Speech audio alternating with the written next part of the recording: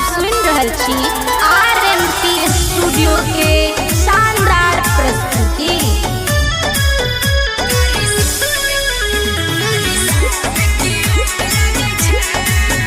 RMP अपन लोग अपन गीत। कश्मीर के फ्रूट लगे छे, कारी सूट में क्यूट लगे छे।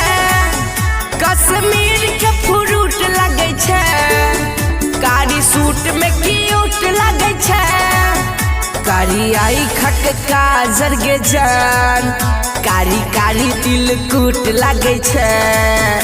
उड़े वाला पैरासूट लगे छे, कारी सूट में क्यूट लगे छे।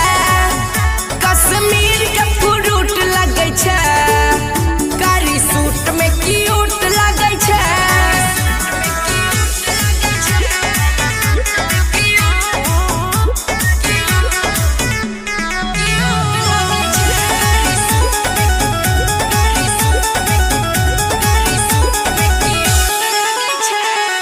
गजब तोहरे स्टाइल छोगे, परिसनक स्माइल छोगे।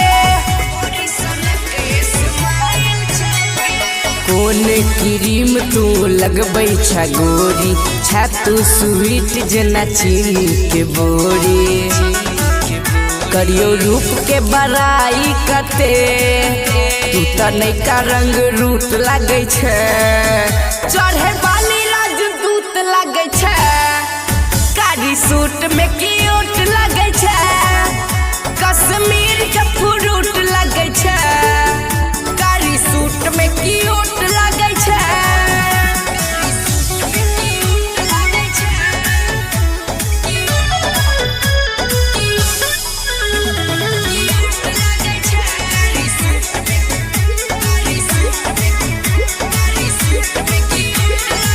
कॉलेज का तू खिले लगे, कोन भवरा से तू मिले लगे।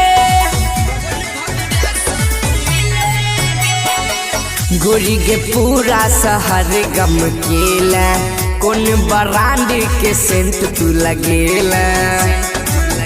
तोहर आँख में छो गजबे नशा, देसी दारू के तू घूट लगे छे। चिखा वाला दाल बूट लगे छे, कारी सूट में क्यूट लगे छे। कश्मीर के फ्रूट लगे छे, कारी सूट में क्यूट लगे छे। RMP स्टूडियो के लाल बटन दबाकर सब्सक्राइब करी, संगे ही बेल आइकन के दबानाई नहीं बिसरी, ताकि अपने सबक समक्ष नव प्रस्तुति अभित रहे।